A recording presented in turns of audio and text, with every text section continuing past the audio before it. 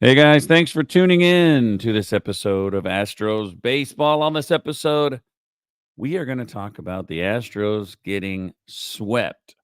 I think we'll also talk about whether or not the Astros should have won one of these games, how frustrated we are, if we're frustrated at all. And joining me today, as always, my boy Wally. Wally, good morning, buddy. You got up early, and I'm staying up for this, so we're the real workhorses of Astros Yeah, baseball. we've got the candle burning at both ends. You calling it a night and me calling it a morning. So I'll be going to bed after this, and you will be starting your day. You bet. All right. So don't forget, folks. I'm got to work the banners here. So don't forget, if you want to win a shirt by Ram Shirts, it'll be at the bottom. Win a shirt from Ram Shirts. Send the email to astrosbaseballpodcast@gmail.com and tell us who the players of the series were for this episode. People are actually listening and joining in. It's not that hard, folks. Just send the email in and you get a shirt. They're like 29. I don't know. They're like 22, $30 shirts. I don't know, but they're nice. I love them. I love them. They're my favorite shirts. Yeah, I do some t-shirts for my Tio Ernesto's seasoning stuff, and they're 25 or so. If you get a good shirt that's got a pocket and heavy cotton, it's 20 between 20 and $30. It's not cheap. yeah. All right. So, like I said earlier, the Braves swept the Astros. And this is my first question for you, Wally. We're 6-14. I remember an episode when I was like, I feel pretty good being 2-5. I mean, we played pretty good and this and that. How are you feeling about being 6-14? We're 3 weeks into the season. Teams are starting to develop a personality and develop trends. The Astros, we'll get into some more of the details about it, but they're not hitting with runners in scoring position. They've got such a big difference between their batting average and the number of runs scored is ranked against the rest of the majors. Mm-hmm. There's something like fourth in batting average and like 15th in runs scored. So that tells you they're leaving a lot of money on the table. Um, the Astros are also losing games late. And the strange thing about this season so far are the things that we thought were going to really be the strengths are turning out to be our weaknesses. Presley yesterday had a tough day. Yeah. Hader had a tough day in game one. Now they were already behind, but you went from a game that was possibly winnable to a game where you're just trying to throw Brandon Belag to keep Hader from blowing out his arm. Yeah. All right. The way I feel is it's a little frustrating. I mean, but one way to look at it, the Astros are struggling. We've already pointed that out. We already know that. But one thing else that we pointed out at the beginning of the year is this gauntlet of a schedule they gave us. Yeah, it was Braves, horrible. Rangers. I mean, I can't remember who else it was, but it was a really tough schedule, and we didn't expect to like come out of here 14-6. I No, we mean, did. I don't think any of us did, but we didn't expect to be this bad. No, we didn't. I did some numbers and posted them on X a few days ago. That as of Sunday, the Astros opponents had 55 wins. The closest team to us had 50 wins, and some of them had as few as 37 wins. So that'll give you an idea of the difficulty of schedule we had. Throwing that in there, no one expected Kansas City to be as good as they are so far. Yeah. Also, the Astros, as of Wednesday, have played 20 games. No one else has played any more than 19. And there's a little more variance or a little less variance than that. It's 17 to 20. But you had the Astros with one day off in the first 21, and they played a really tough schedule. They really Um, did. there's still a lot of these games that they left on the table. They should have won. If you look at where they are, they certainly should have won the game yesterday. There's a couple other games that they should have won. It really, when you look at, we ought to probably be 9-11.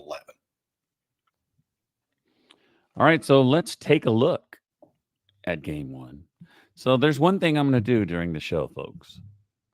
I'm going to count how many runs the starters gave up, how many the bullpen gave up, and how many we scored, and then how that looks overall. So we were up 1-0 in game one. Alex Bregman had an RBI, and we lose 6-1. Spencer Arrighetti, his first start, he got lit up. But I like what I saw in game one. 4 innings, 4 hits, 2 runs, only 2 walks, and 5 strikeouts. I think that was a very good sign and a very good turnaround for Spencer Arrighetti. He only went 4 innings, but to go from what he did this first outing to this one is pretty impressive. Yeah, I thought in the first game he acted like he belonged a lot more. The first game he acted like a rookie. First game he was just throwing harder and hardest to try to throw himself out of problems. The second his second game, game one of this series, he threw a lot more breaking balls. He looked a lot more composed. He threw 87 pitches, threw 57 strikes. He had that one inning where he threw 39 pitches, but still got himself out of there and came back and worked another inning. So there was definite growth. There's things that he can take down to Sugarland and refine more, and we'll see him back again. So they already sent him back down? Yeah, they sent him back down. Dang, they're making a lot of moves. Whitley got sent down too. Yeah, I was going to talk about that later, Wally. All right, so we go to the top of the ninth. Josh Hader's in there. It's only 2-1. And that's the move you want to make. I mean, you're only down by 1. Put your closer in there, shut him down, and have a chance in the ninth inning. And this is how it went. Walked a guy, threw a wild pitch. The guy went to second, RBI single. 2 more singles. The base is loaded. They drive in another run. It's 4-1. Then Belak comes in and gives up an RBI single and a force out. It's 6-1. And all those runs are all credited to Hader. Positive, Seth, Montero, and Abreu, 3 2/3 innings combined, no runs. Josh Hader, a third of an inning, 4 hits, 4 runs. I don't know. I mean, somebody showed a stat that last year he allowed like a certain amount of runs, and he's already there this year. Yeah, I think the number's 8. Yeah, I thought it was 8 or 9. I mean, he is having, I don't know what it is. I have no idea what it is, but he's having a rough go at it. Yeah, that first game, his velocity was down. He was call it 95 is what I saw most of the time. He's normally 96, 97, and he was up. So his velocity's down. He was missing his spots. And you throw major league pitchers high fastballs that don't have a lot of movement to them, they're going to hit them. And that's what happened. Sometimes people try to make these things more difficult than they really are. As you throw a pitch that people are looking for in the spot they're looking for, they're going to hit it.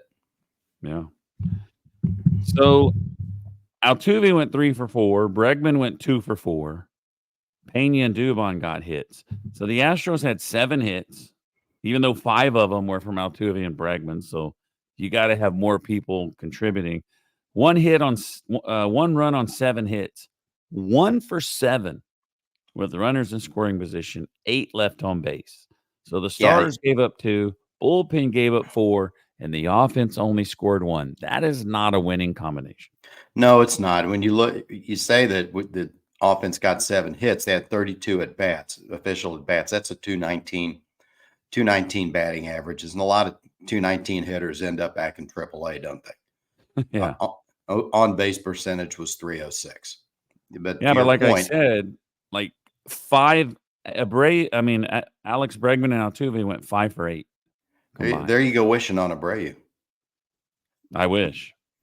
We'll talk about him later too. All right, so let's talk about game 2. So the Astros lost game 1 6-1.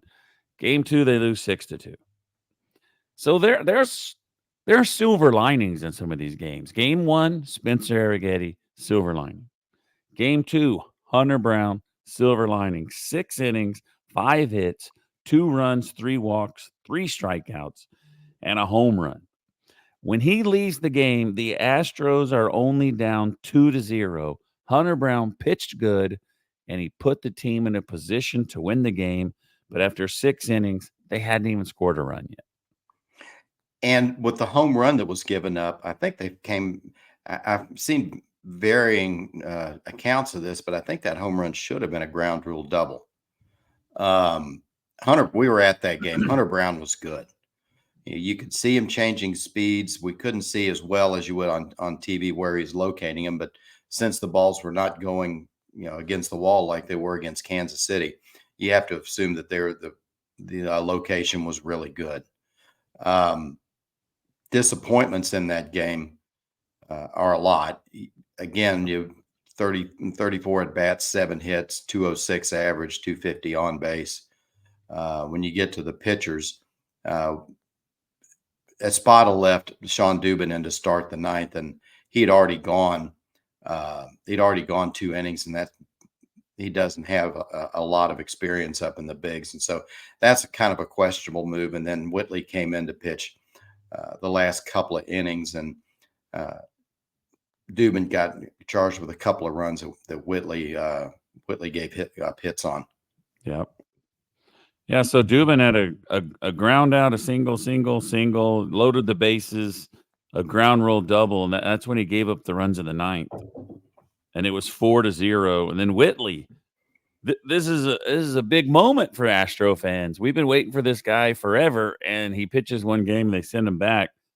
But when I saw, because if all you see is the box score, you're like, wow, this guy threw 2/3 of an inning, didn't allow any runs. But he gave up a 2-run double, but the runs were already the runners were on from Dubin. But I'm not sure why he would throw him out there in the 9th. Maybe he should have just put Whitley out there and gave him a clean inning. Yeah, the guy's debut. The guy's debut. Give him a clean inning. Yeah, I was that 9th inning reeked of rookie manager. You had Dubin, who had gone 2 innings and really pitched well.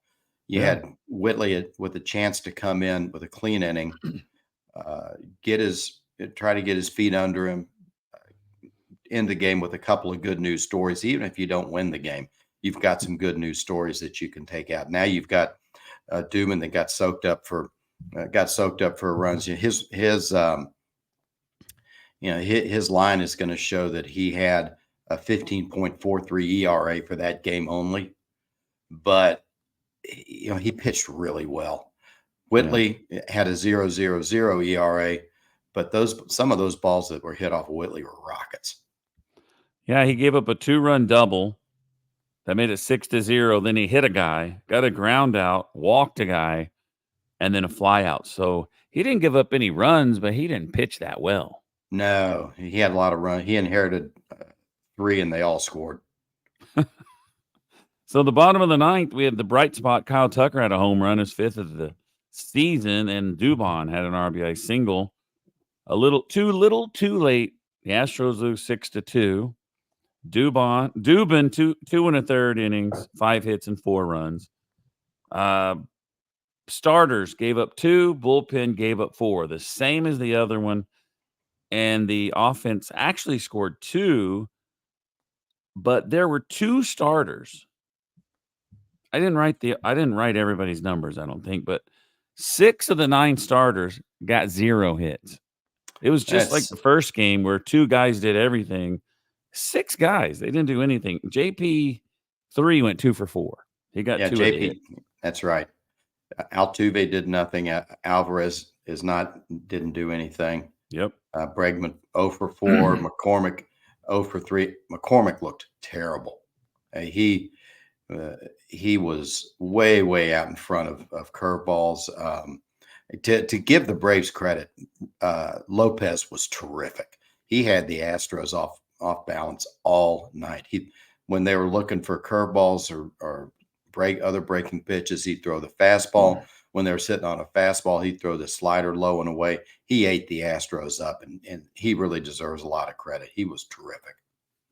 So the Astros 1 for 8 with the runners in scoring position. They left 7 on base. Do our viewers sense a trend? There is a trend. 1 for 7, 8 left on base. 1 for 8, 7 left on base. So 2 for 15. 15 left on base. So after 2 games, the starters allowed 4 runs, the bullpen has allowed 8 runs, and the Astros offense has scored 3 runs. So before we get to game 3, we'll take a quick break and we'll be right back. All right, folks, we're back. Game 3.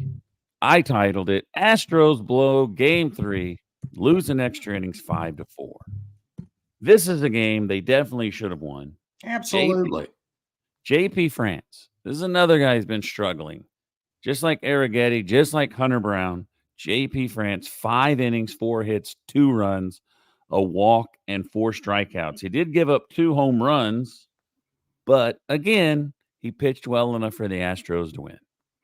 And when you hear people talk about home runs, solo home runs are not going to kill you.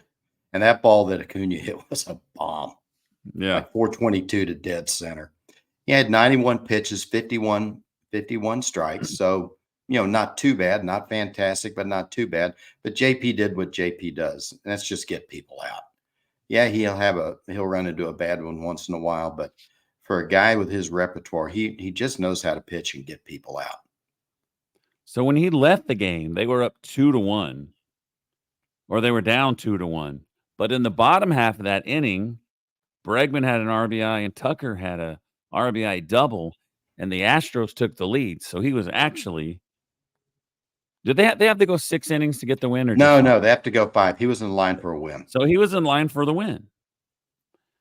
And then Dubon had a home run in the 6th inning. We're up 4-2. Yeah, and it was so funny when he hit that home run that he and Alvarez were flexing in the dugout because Alvarez hit that home run in the first inning or first inning.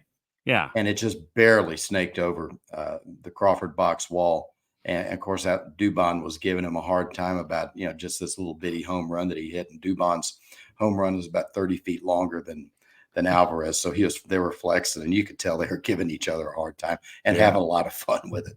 Yeah, Jordan had that home run in the bottom of the first, and he just because this game was on early, so I got to watch this one, and he just touched it. He barely swung. He barely hit it, but he's flicked it. Yeah, he's so strong. He just flicked it into the Crawford boxes. I guess you would have saw this in the game, but 1 stadium out of 30, that would have been a home That's run. right. All right. So the 8th inning comes, and who is that? Presley, right? Ryan Presley. All right. So Olsen reaches on an error by my boy Jose Abreu. But there's already 2 guys on. You want to blame Jose Abreu, I get it. But there's already 2 guys on. If he had an error and there was nobody on, and those 2 guys, he got those 2 guys out, it wouldn't even be that big of a deal. When I first saw that, Rob, I thought I was going to throw my phone into the TV because it's poor Abreu. But then when you look at that ball when it was hit, I don't know what it hit, but it took a wicked sideways hop on. It did. It turned right into him. It took, he was lining up to get a one hopper, and that thing took about a 20-degree angle right into his body. It did. And you've got to give him an error on it. But that was not as easy of a play as it has originally looked. And you really feel for Abreu for all he's been through. And as they always seem to say in baseball, when you're having trouble, trouble seems to find you in the game. You said that before. If you're having trouble fielding the ball's going to find you. It never fails. When you put somebody in the game as a defensive replacement, guess who's getting the first ball? Yeah. So this all happened after I left for work, and I saw the highlights. You can watch the highlights on the MLB app, and I saw the same thing you did. It was going right at him. He set up his glove, getting ready, and it just turned. It turned left and went right into his body. But I said, and he's not the quickest guy anyway, and that would be a tough play for any first baseman, and for a guy like him who's not the quickest guy, it's even tougher. Yeah.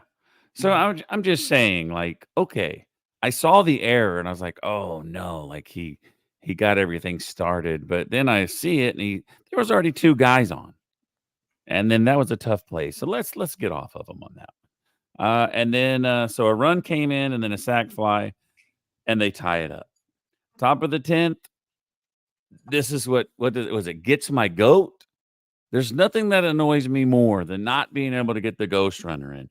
So the Oh, top of yeah. the 10th, the Braves got their ghost runner in. In the bottom of the 10th, it started out good.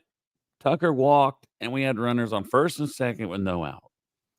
Then Diaz flied out. Jake Myers came in to pinch hit, I believe. I mean, pinch run. Myers started off as the ghost runner at second. Oh, he was the ghost runner. Okay. Yeah, So he he was the moved to ghost runner. third. So we have first and third with one out. Yeah. Perfect situation. JP3, who's been pretty decent lately, grounds into a double play and breaks all of our hearts. And if you want to take a look at what the season's been so far, just look at that 9th inning or 10th inning. You get a hit or you get somebody on second, you get a walk, you've got something going, you move a guy to third, and then the next thing you know, 6-4-3. And I don't care if it was the Flash running to first base. That was so tailor-made. It was gonna be turned. Yeah. So Montero had a scoreless inning. Brian Abreu had a scoreless inning. Presley gave up 2 runs, only 1 is earned. And then Hader had a good inning. Magic Man gave up a hit and a run. Unearned was the ghost runner. But I mean, you bring a guy in to pitch the 10th, and you got a guy on second right away. So I mean, I would think the percentage that the team should score on everybody should be like in the 70s. It blows my mind that they can't get that guy in. Like, bunt him over, and then you got a guy on third with no outs. Yeah, you got to, in that situation, you got to play fundamental baseball. Yeah. You've got to get that guy to third. The guy coming up has to get the runner home. It kind of bugs me about the ghost runner. We've talked a little bit about it before. I understand the idea that you don't want to have 18-inning games, but it turns it into kind of a beer league softball game when you get a guy at second base after guys have worked so hard during the game. Let it play out a couple innings, maybe the 12th, 13th. You put somebody at second base so you don't have one of these 18-inning marathons. There you go. But it's just kind of rinky dink. Yeah, move it to the 12th. Let them play a couple of extra innings and then do it. Right. It's kind of like college football. They do 2 series and then they got to go for 2. Like they okay, now let's make it harder on you. But they let them play it out at the beginning. Altuve 2 for 4, Jordan 2 for 5, Bregman 1 for 2, and he had 3 walks. Yeah, good job by Bregman. Yainer Diaz. If I said all these stats to you, you'd have thought we won. Diaz 2 for 5, Dubon 1 for 4, Abreu 0 for 2, but he got a walk. Caratini. I really like the team when he's catching and Yainer's DHing. It just seems, but he went 0 for 4. So the Astros this time 2 for 9 with runners in scoring position, and they left 9 on base, so they left even more on this time. And what do you want to guess our totals and our runners in scoring position were for the series? Let's go 4 for 24 with a 167 batting average. Guess what? You're going to lose lots of games if you play like that. You are. You're definitely going to. So starting pitching, 6 runs allowed in the series. You should win the majority of those games. Bullpen, 11 runs allowed. The Astros scored 7 runs in a 3-game series. Yeah, that is, you get guys. You get guys on. It's not like football when you get stopped at the 20-yard line, you kick a field goal. You got to go all the way in baseball. Starters had a 3.60 ERA. Like you said, you should win games with a 3.60 ERA. Yep. Bullpen had a 6.23 ERA. But the weird thing about the bullpen is we only had 2 guys give up runs. You know that? I didn't realize that. We had 3 guys give up runs. I'm sorry. We had Dubin, Presley, and Hader. Yeah. Presley and Dubin shouldn't even have been in there. Yeah, Dubin's a hard luck guy on this. Presley had a 27 ERA for the series. Dubin 15.43 and Presley 9. All the rest of the guys, you get Martinez, Montero, Abreu, Belak, Whitley, and even though we put an asterisk on Whitley, I come back to Montero. As if you told me Montero had a less than 2 ERA, as much concern as we had for Montero at the first of the season, you'd say we're nailing people, and because he's been really, really good. I was going to ask you if he's even given up a run yet. I didn't even know he I has. think he's got like a one. Let me see what he's got. He's got like a 180 ERA, Really? something like that. Yeah, it's insane good. Did he pitch His last ERA, night? right? Yeah, it was 180. Montero, 180. Dang. And he got a lot of hate last year, but A little, maybe it's time a to lot. move him. Maybe it's time to move him up a little further back. Move him down. I don't know. Yeah, Maybe, but he has no pressure. He's just no. He's just pitching in the middle of the day. These other guys have pressure. I don't understand it. Like haters just blows my mind how bad he's doing. But anyway, Well, yesterday, one thing I noticed is compared to Monday, his fastball was up at like 97. So I don't know if it's a mechanical thing they picked up, but he got a couple of ticks on the fastball Wednesday that he didn't have on Monday, and he looked really good yesterday. all right. So we spoke about this already. You want to win a shirt? This is the RamShirts Player of the Series. We got position player, we got pitcher, and we got the Coach Rose Award for somebody who exceeded your expectations. Pitcher, position player, whoever you want it to be, it's all totally up to you. So once again, you can win a shirt, Astros Baseball Podcast at gmail.com. Tell us who the player of the series, anything that we pick, you put the name in, that counts. It doesn't matter. And I'm telling you, if you want to win a shirt, get it in because people are entering. I said that earlier. All right. So, pitcher of the series, who do you got, pal?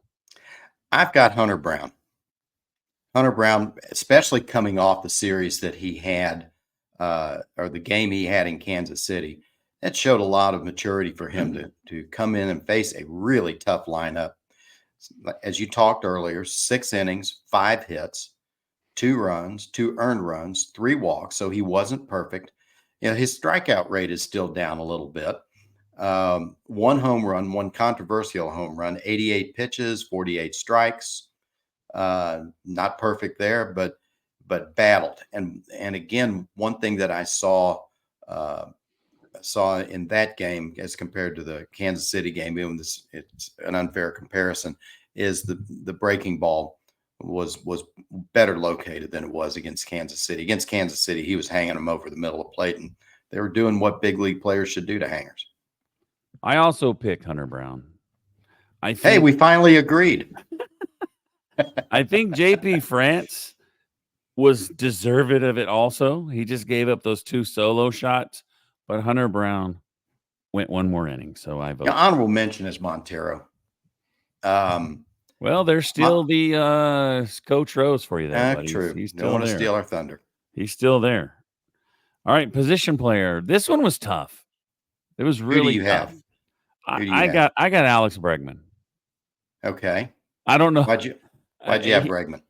Well, he went 2 for 4, and he drove in 2 runs, and then I think he went 1 for 2 and walked twice. He was on base 3 times yesterday. Yeah. I've got Altuve, even though he didn't hit with runners in scoring position. Yeah. 12 for 5, or 5 for 12, 417 average of the 462 on base. He's the one guy that continues to hit, but he's kind of a microcosm of the whole team right now, because do you know that outside of his home runs, he's not gotten a hit with runner in scoring position yet all season. Wow. He was so it was down to those 2. Yeah, that's all there was. I was trying to figure out who it was. I mean, I think Kyle Tucker is probably 3rd, but I just went with Bregman. I don't think anyone did anything to impress me. Yeah, let me run through some numbers just as far as how guys did for the series. All right. And these are just batting averages. All Altuve, 417, Alvarez, 154, Tucker, 200. You mentioned Bregman, 300, Diaz, 250, McCormick a goose egg, Pena 231, Abreu goose egg, and Singleton 250, Devon 375, and Caratini he had a pinch hit in one, and also yesterday he didn't hit any. For the series, the guys hit 225. How are you getting those numbers? Just pull them off of the individual games. I put a spreadsheet together of each game and do an add up at the end of the series. I was going to ask you if you had the on base percentage. I do have the on base percentage for the team was. Who's number one? Let's see. For the team it was 307. Bregman and Altuve tied at 462. Dang. Tucker was 385. How do you not win with those numbers? Something that you said earlier. If you've got 2 or 3 guys hitting, then you're not going to win. You're going to get a couple of runs just because those 2 guys string it together. Yep. But look what happens when teams score a lot of runs. They may only get 1 or 2 hits, but if they get 5, 6, 7 hits right in a row, or they get 6 hits in an inning, by definition, unless you're just terrible base runners, you're gonna get 4 or 5 runs. Yep. All right. Look at the Coach Rose Award now. Do you think we have the same person? I'm gonna say we do. I think we do. I think we do. I have Spencer Arrighetti. Okay, no, I don't have the coach. He's not my Coach Rose. I give it to Montero. But I could see Spencer Arrighetti. Yeah. You could also give it to Brown, because you're coming in after Kansas City. I mean, that was a blowout of epic proportions, what he had suffered against Kansas City. Spencer Arrighetti gave up 7 runs in 1 inning. Yeah. Well, Brown gave up 9. I mean, Brown, I've been in slow pitch softball games when balls were not hit when balls were hit like that Brown had. Yeah. Who'd you have? He Montero? Just got torched. I got Montero. Okay. Because we keep on underestimating Montero from last year. Everybody has visions of 23 in their heads on Montero, and he's just been nails. He was someone that I thought of. Pretty soon he's gonna place out of the Coach Rose Award because he's been so good. There you go. He's not gonna surprise you anymore. All right, so next which is a nice problem to have. Yeah. So next up for the Astros is the Washington Nationals, and I was like, well, this is going to be easy, but they're actually 8-10. I don't know if I told you this, but when I went to visit my son, we went to a Nationals game. They played. How's that stadium? It is beautiful. You go in the main entrance, and I guess you have to go at a certain time of year. But they have what are the trees that are famous over there? Yeah, cherry blossoms. Cherry blossoms in the outfield. You got to walk by them. They were pink at the time. Oh, were they really? And it was beautiful. And to me, going to a stadium like that, like a newish feeling stadium, and you're outside, it beats having a retractable roof. Like the Astros can open up the roof, but it's not all the way open. You can't, it's, I don't know. I thought it was great. I really enjoyed it. Yeah. If you ever been up to any other, I went to Target Field a number of years ago up in Minnesota, and it is, man, you're right. If you get an open air stadium that you can see everything, it's just really a great way to watch. I do wish the Astros would open it more. When we were there Tuesday, the weather was nice. Open up the stadium before it gets 98 degrees outside. Yep. My favorite one, and I've said it a million times on here, is when I went to San Francisco. Yeah, we might go to see a game in September out there. It'll blow you away. And then your mouth is going to hurt from eating all the garlic fries. So I'm just warning you. All right. So Friday, the debut of JV, who's been getting lit up in the minors. But don't worry about it, folks. He's just working on stuff. He's throwing stuff he's not going to use here if it wasn't working over there. He's going to be taking on Gore, who's 2-0 with a 2.81 ERA. That game's at 5:45. on Friday. The Astros are off today, so that gives Yep. you all day to listen to this. Saturday, Blanco, 2-0, 0.86 player of the year so far against Williams, who is 2-0 with a 3.45 ERA. That's at 3.05. Sunday, Christian Javier, 2-0, 1.54 against Parker, 1.0, 1-0 with a 3.6. So the pitchers for the Nationals combined 5-0, and they probably have about a 3.4 ERA, and that game is early. That game is I didn't write it down. I think it's at noonish. Probably. It's probably 1 o'clock out there, noon here. But Washington is 8-10. And then next up, 3 games against the Cubs, who are 11-7. And then, by God, the Astros better win both of these games against Colorado, who are 4-15. We have one more loss than the Colorado Rockies, who just totally don't even try. That's what's frustrating. I know we're playing good teams, but we have a worse record than the teams that aren't even trying to win. We're 2.5 behind Oakland. They're not even trying to win. Let that sink in. We're 2.5 games behind the Oakland freaking Athletics, who's in a city that doesn't want them. They don't want the city. No. They're going to go to Sacramento. They're not even going to use the name Sacramento. They're just going to be called the A's. And then they're going to go to Las Vegas when they may be taking bets against themselves. Yeah. I mean, if you go to Las Vegas, you should have money. And you should start building a team. That's what I'm interested in seeing. Yeah, when you look at an interesting thing, when you look at Washington, the Astros share that complex with the Nats.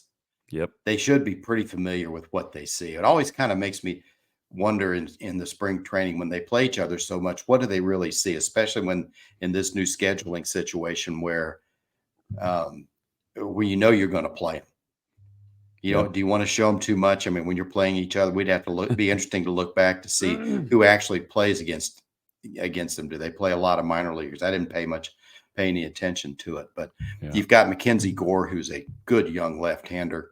They're an up and coming team. The Nats are getting better. We saw some guys, Cruz and Wood, who are going to be big players. Wood strikes out too much. He's still on the farm, but look out. Give the Nats another 2 years. They're building something that's pretty good. The Astros should take 2 out of 3. They've got the pitching lined up. The Nats are only hitting .231 as a team. But of course, we know what that means for the Astros is that they're going to hit 500. The Astros can hit 500 and still only score 3 runs a game. The way they've been playing. Well, 2 of the games they got Blanco and Javier, so they shouldn't have to score too many runs. That's the way I look at it. We've got the pitching lined up. We do. We definitely do. Yeah, and back on JV, one of the things we heard about when he was at Corpus is there was some really bad defense behind him. Of course, we didn't see the game, but the word was that the defense was just not good. All right, folks. I did not announce this, but you're in for a treat because this is the return of your favorite segment and Wally's first time to do it. It's time for Fair or Foul, and we have 4 of them. I added one on here while we're talking. Fair or foul. So I am going to say something. If you agree with it, you say fair. If you don't agree with it, you say foul. And feel free to comment in on fair or foul. Just say fair or foul. If anybody's awake. I know you got 40 people that are awake. All right. So number 1. We saw Espada. This is his comment is getting around. They're asking about Abreu. He'll turn it around. Look at the back of his baseball card. He's done it before. He'll turn it around. Fair or foul, Jose Abreu turns things around. Well, I think a lot of it depends on what you call turns things around. If we think we're going to get the Jose Abreu of several years ago, where he hits 280 and 30 home runs and 110 RBIs or whatever he did, that's not going to happen. Is he going to turn it around to a point where he hits 240 or whatever? I don't know. I'm going to say foul. Bagwell's been working with him. They say he spent 4 days out, 4 hours working with him, just trying to get his head right, get his swing right, get his mechanics right.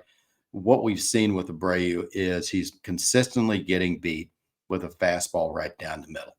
Yep. Would you have wanted to pitch Jose Abreu in 2019 or 2021, a fastball right down the middle? He may not get a hit, but if he's got a man on third base, 4 times out of 5, he's going to get the guy home. Yeah. All right. So if you look at Jose Abreu, horrible last year. I think he had super high expectations from everybody. It was our huge offseason signing to replace Yuli Gurriel. He didn't do good. But you go to the last month of the year, the last month of the season, he led the American League in RBIs, I believe. Which is what he's always done. He's always, the guy knows how to drive in runs. It's just, does he have the physical ability to do it anymore? He drove in like 30-something runs in the last month of the year. He got 90 last year. He was, yeah. How did He had 90. People complain about he had 90 RBIs last year. I If you don't told get me it. the first of the year that you're going to get 90 RBIs out of Jose Abreu, you said, we'll take it. Yeah. And then in the playoffs, I'm talking about the playoffs. He was second on the Astros. He was one of the only 4 guys that actually did anything. The Astros go into the playoffs. They only have 4 guys that can get a hit and 5 dudes that can't do nothing. And he was one of the guys that did something. Yeah. So I chose him as my favorite player, and I'm backing him. He's going to turn things around. He's hitting Now, 80. what do you call turning things around? I'm going to tell you. Okay. He's hitting 80. Turning around would be hitting 160. Turning it around, you know how bad everybody hated on Maldi? At least Maldi was like hovering around 200. This guy's hitting 81. He hit about 180. I don't know, because we got to pay him a lot of money this year. We got him again next year. Some people are like, DFA him. I mean, if he gets too bad, I guess they're going to have to. But last year he took that rest. Remember, he took the rest. Yeah, he could put him Something on the about his neck, DL, and then he came back. Yeah, he played real well after So that. maybe they need to pretend like something's wrong with him. Give him a little break. But it's the beginning of the year. He shouldn't be tired. So I say fair. I got to have confidence in my boy. I got to say fair. All right, number 2. JV is back, like I said. And if you look at these games right here against the Braves, like I said, the starting pitchers gave up 2, 2, and 2. So fair or foul, JV's presence is going to help the pitching staff. Maybe it rubs off into the bullpen. I don't know. Maybe he's, he can help people out. He could probably say, hey, you're doing this. JV's presence helps out the pitching staff. Fair or foul? Fair, because you get more length in that rotation. You'll get you're going to have guys like Brown or France or whomever. You would have thought it was Blanco before, but one of those guys, if you need to use them in the bullpen, you can use them in the bullpen. If you need we shouldn't need an extra starter, because they've got 3 days off before the end of the month. Yeah. It can't, just having him around, is assuming he still has it. Yeah. You talked about him getting lit up in the minor leagues, and that's true. One would expect that he's trying to get his arm lengthened out, working on pitches, basically treating it as a spring training game. Yeah. If he comes in and when I say effective, he's got a 3.50 ERA, something like that, he absolutely helps us. Now, if he has a 5.50 ERA, of course he doesn't. So if you look at how many days off we have, there's like 3 days off scattered around in these 8 days. Which is nuts. Why? When people talk about conspiracy theories against the Astros, come on, guys. You have one day off in the first 21. You run a gauntlet, and you got 3 in the next week and a half. Give me a break. So what I was thinking is, you have Blanco and Javier and JV with these days off. There's days that you're not going to see JP France and Hunter Brown and Arrighetti or whoever. You're going to see Yeah, but I'm saying people like that, you're going to see You- these three studs in more than one of these series. what you could see, and no one's talked about, is you could see them tandem Brown and France. Yeah. You know, Save the bullpen. start off France 5, finish up with Brown 4. You know, Excellent. there you go. Excellent idea. I say fair as well, buddy. I say Yeah, fair as well. We're rambling on a little bit, but like you said, I like kind of what I meant about it is that he's gonna like kind of help everybody get a little better. But I think they're yeah, doing okay. But hopefully he can kind of rub off on the bullpen a little bit.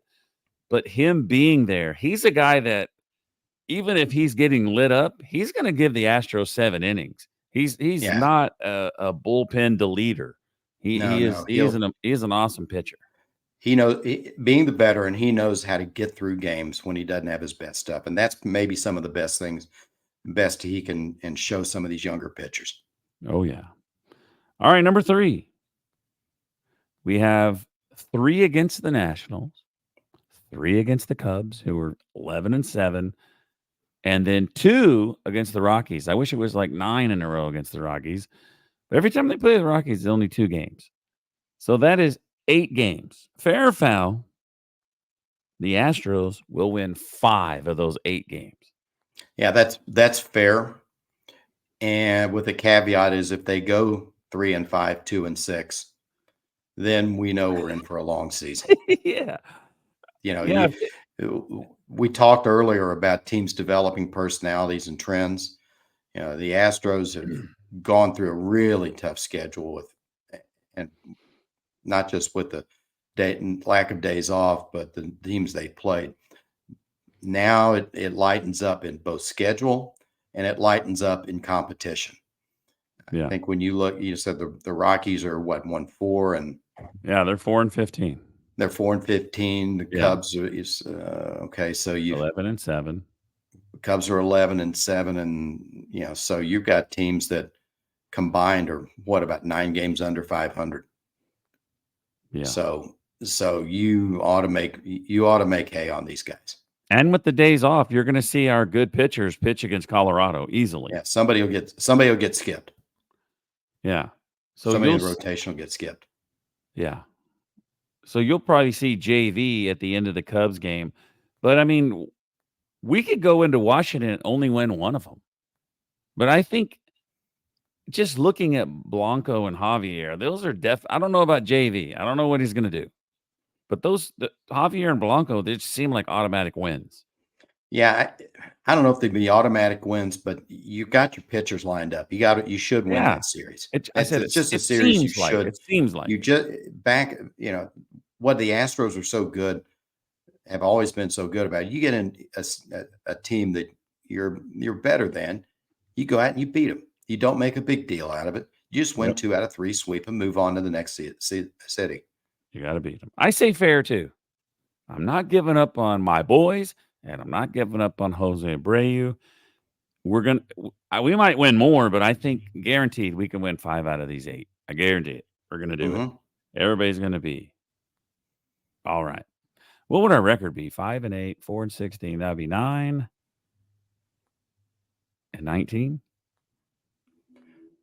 Well, we're Yeah, we're because we're we're going to six lose we're 3. 6-14 now. We'd be 6 9 and and 6. 14. No, Yeah, that's we'd be pretty 11-16. good. Yeah, that's Better. that's turning things around. But that that's the things when you get down in a hole like this, people forget it's if you're people who are teams that win 60% of the games, call it that. Yeah. You're still only picking up 2 games on 500 per week, 2 maybe 3. Yeah. You The know, when you Astros get have in to a win hole, series. it takes a long time to get back above water.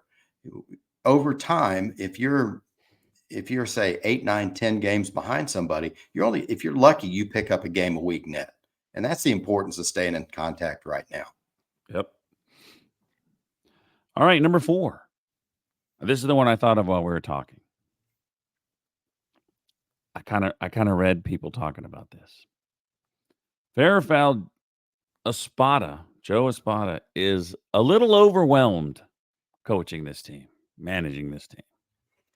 Right now, I think that's fair. I do too. I think there are some we on this cast, and just personally, I try not to be real critical of managers because they know a lot more than information than we do. But there have been some decisions, and we talked about the Sean Dubin decision to pitch the ninth as something that's close of mind. The uh, he's making some decisions that are sometimes in desperation. Sending Dubin out, it almost like he was asleep at the wheel on that one. Yep. Oh yeah, I let's take mean, that. I forgot to take that guy out. Corey yeah. made a comment. This is my Cajun brother from Louisiana. It's nice to see you on here. What is your answer? You said no. What are you saying no to if you're still around? About him being overwhelmed, or if we're going to win 5 out of 8? I What are don't you know if he's saying? overwhelmed, but he's players make rookie mistakes, managers make rookie mistakes. Yeah, they really do. That happens. But the Astros are in a position right now where everybody has to be on knife's edge sharp. Yeah. The thing that this is how I see it, and I think you even said this before. It's like he makes moves that he shouldn't. Example, Jake Myers was here we go. Jake Myers was 1 for 2 with a home run, and they pinch hit for him. Yeah. Dubin pitched 2 innings, 2 scoreless innings, and they leave him in there for the ninth. I mean, there's just I don't know. Just thinking about it, to me, it seems like in some ways he's managing too much by a book. And we go back in way back in the day, not that long, but in the 2017 World Series, AJ Hinch won that series, and Dave Roberts lost that series. And the reason that AJ won that series is because he managed with the book, but he also managed with his eyes. He brought Charlie Morton in the seventh game, didn't take him out. Why take him out? He was throwing so well, he was a starter. Game 2, Dave Roberts had Rich Hill was just dealing against the Astros. He was bound and determined that he was not going to let him see the Astros line up a third time, took him out. The Astros come back with the tying home run by Marwin in the ninth, and then go up and win it, I think, in 11 innings. And then after that, Los Angeles was chasing the Astros. Yeah. Well, Corey, thank you for your comment. And someday, if you want to come on with us, we'd like to have you because me and Corey never agree on anything. Oh, that would be fun. I can play boxing referee. Corey can attest to this because we get on the PSF app and we can't agree on anything. And they really hated that I love Maldi now. He probably isn't going to like that I am an Abreu lover. But that's it. That's all the fair or foul. It is time. I don't have a banner for it, but it's time for final thoughts. You have any final thoughts? Final thoughts is this could be for an early season, could be a make or break road trip. You come back off this road trip and you have a successful road trip and you hit the standard on the head. I think 5-3, 6-2 is what you're aiming for in this road trip. You come back 5-3, 6-2. Things are pointed in a direction that you can start really getting into the season. You're still in the game. If it comes back 2-6, for example, you're closer to seeing who you might trade to get pieces rather than just talking about who you're going to win in the West. It's a long season, and there's a lot of playoff spots, so there's always hope. But if you look at this, the Nationals are 8-10. This is my final thought, by the way. They're 8-10. The pitchers they got going have 5 of those 8 wins. So we're not going to go into Washington and just obliterate these guys like we would think we would. But I love our pitchers. I love the pitching matchups. And I'm thinking 2 or 3 wins there. I think, but you could only win 1, and then you get swept by the Cubs, and you split with Colorado, and you're going to be miserable. That's something bad that could happen. But I'm looking. We both said fair. Ooh, he said he's happy with 8-3. And then he said 7-4 is okay. Any less, we're in trouble. And we're saying 7-4. He must be taking it into May. Is there more road games? No, we come back on the 1st of May because I'm going to that game. Oh, okay. Well, all right, Corey. Thanks for your comment. And I believe we're done. So be sure to not tune in, but we'll be back probably this weekend. Me and Wally on Sunday, right, buddy? Sure, you got it. And don't forget, folks, if you're still with us, there it is on the bottom. Astros Baseball Podcast at gmail.com. Who doesn't want a free shirt? And we're going to give it away at the end of the year, at the end of the month. And we're going to do it again next month. So enjoy the shirt. So for Wally, I'm Rob Fontenot, and we will see you next time on Astros Baseball.